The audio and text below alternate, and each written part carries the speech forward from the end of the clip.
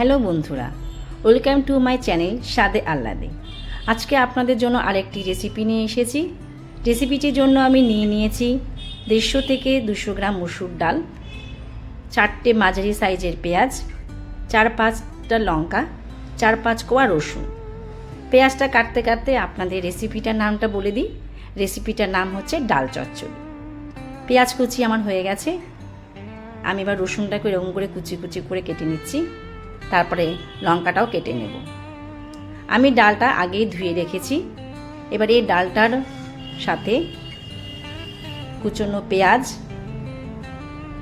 রসুন, লঙ্কা কুচি এগুলো সব একে একে মিক্স করে দেব।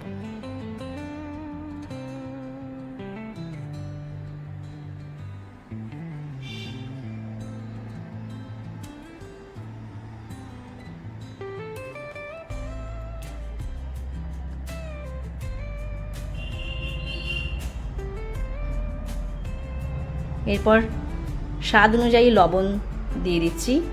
আপনারা যতটা পরিমাণে ডাল নেবেন সেই অনুযায়ী লবণটা ইউজ করবেন। হলুদের ক্ষেত্রেও তাই, আপনারা যে পরিমাণে ডাল নিচ্ছেন সেই অনুযায়ী হলুদটা নেবেন। আমি এখানে বড় 2 চামচ হলুদ ইউজ করেছি। 1 চামচ কাশ্মীরি লঙ্কার গুঁড়ো নিয়েছি। আমি এখানে এই রেসিপির জন্য সর্ষের তেল ইউজ করেছি। সর্ষের তেলটা একটু বেশি পরিমাণে লাগে এই রেসিপিটার জন্য, আপনারা আপনাদের পরিমাণ মতন দিয়ে দেবেন।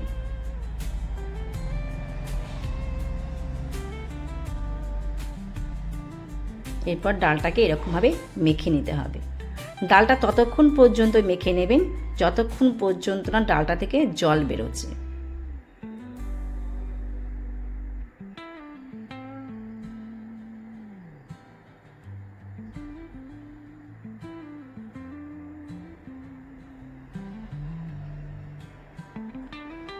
আমি এখানে 10 থেকে 15 মিনিট ধরে ডালটাকে এরকম করে মেখেছি। দেখুন ডালটা থেকে সামান্য পরিমাণে জল বেরিয়ে গেছে। এরপর এর মধ্যে আমি সামান্য পরিমাণে জল ইউজ করব। সামান্য পরিমাণে, আপনারা দেখতেই পাচ্ছেন একদম সামান্য পরিমাণে জল নিয়েছি।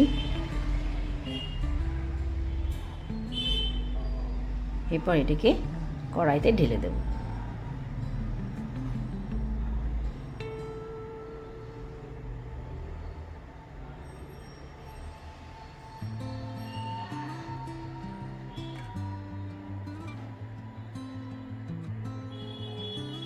গ্যাসটাকে ধরিয়ে লো ফ্লেমে 10 মিনিটের জন্য ঢেকে রেখে দেব। 10 মিনিট হয়ে গেছে। আমি ঢাকনাটা নামিয়ে এবার ডালটাকে এপিট ওপিট করে এরকম করে নাড়াচাড়া দিয়ে নেবেন যাতে সমস্ত ডাল সমানভাবে সেদ্ধ হয়। এখানে কিন্তু ডালটা খুব বেশি সেদ্ধ হবে না, একটু কাঁচা কাঁচা ভাব থাকবে, মানে শক্ত ভাব থাকবে, তাহলে খেতে টেস্ট বেশি হয়।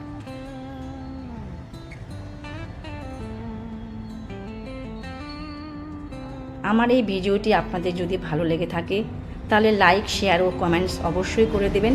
তাতে আমি আরও নতুন নতুন ভিডিও আপনাদের সামনে তুলে ধরার অনুপ্রেরণা পাব।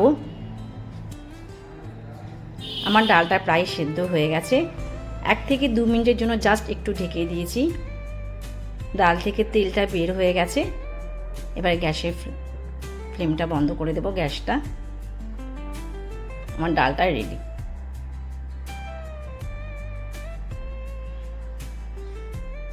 ডাল পাতুরি তো আপনারা অনেকেই খেয়েছেন।